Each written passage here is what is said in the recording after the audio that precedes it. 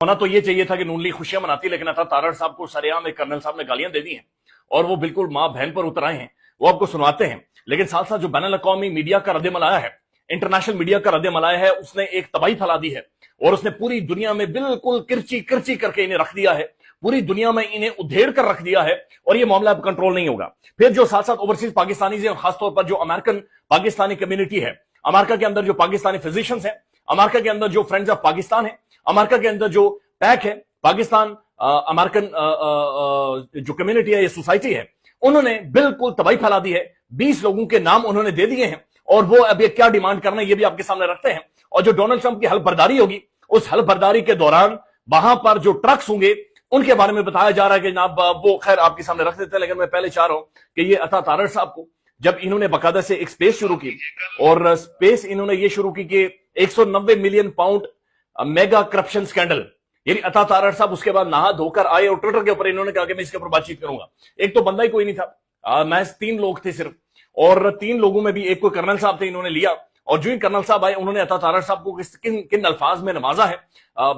अगर बच्चे आपके साथ मौजूद हैं तो बराए मेहरबानी उनके कानों में हाथ रख लें या फिर सुनने दें, उन्हें भी सुनने दें, ये जरूरी है कि सुने। मैं चाह रहा हूं कि अता तारड़ साहब को सुन लें जो इनकी खातिर तवाज़ु हुई है। कर्नल साकिब साहब आपका माइक खुला है जी। कर्नल साकिब साहब आपका माइक खुला। बात कीजिए कर्नल साकिब साहब। कर्नल साकिब साहब,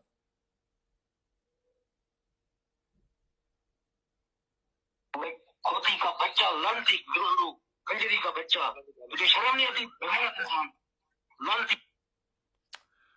ये कर्नल साहब तपे हुए थे और उन्होंने ठीक ठाक गालम गलोच, यानी ये बकायदा से वायरल है और ये हर जगह पर है कि जहां पर बैठकर उन्हें बिल्कुल नंगी गालियां उन्होंने दी। उन्होंने कहा जनाब पता नहीं खोती का बच्चा और पता नहीं क्या क्या।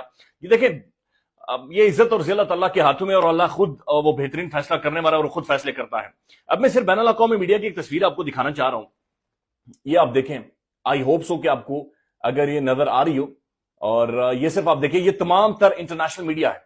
अब ये मैंने काउंट करने की कोशिश की तो ये तकरीबन 50 से 60 बैनुल अक़वामी जरीदे या शायद उससे ज्यादा हैं, 50 से 60 से ज्यादा बैनुल अक़वामी जरीदे हैं, अखबारात हैं, इंटरनेशनल मीडिया है जिन्होंने इस सारे केस को रिपोर्ट किया है। और ये सिर्फ केस को रिपोर्ट नहीं किया, बल्कि उन तमाम तर शख्सियात, तमाम तर मीडिया ने उन्होंने कहा ये पॉलिटिकली मोटिवेटेड है।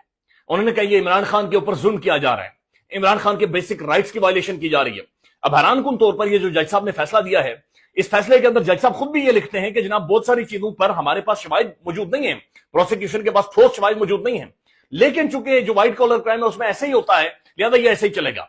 और फिर ये भी ध्यान में रखेंगे जो जज साहब थे नासिर जावेद राणा साहब, ये मुकम्मल तौर पर एक मेंटली डिस्टर्ब जज थे, ये कि अनफिट थे। सुप्रीम कोर्ट ये कह चुका है कि जज साहब अनफिट हैं और 2004 की बकायदा इसी को इसके ऊपर सुप्रीम कोर्ट की रूलिंग है, उन्होंने इख्तियारात इनसे ले लिए थे और 2022 में दोबारा से शहबाज शरीफ साहब की हुकूमत ने इन्हें जज लगाया ताकि इनसे इस तरह का एक भयानक और घटिया तरीन फैसला लिया जा सके।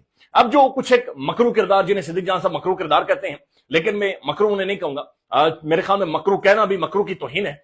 ये अल्फाज खत्म हो गए, या फिर मैं बाजू का वो अल्फाज इस्तेमाल करना चाह रहा हूं, लेकिन जाहिर है आपको फोर्सफुली भी एक मुहज़्ज़िब उसके दायरे में रहना पड़ता है, आपको मुहज़्ज़िब अल्फाज इस्तेमाल करने पड़ते हैं। लेकिन ये एक मखसूस किस्म की शक्लें हैं, मखसूस किस्म के चेहरे हैं। पाकिस्तान के प्राइम टेलीविजन पर आकर एक ऐसा ही नहुसत वाला इंसान बैठा है और उसने कहा कि जी मैं कुरान की कसम उठाकर कहता हूं कि जब फैसला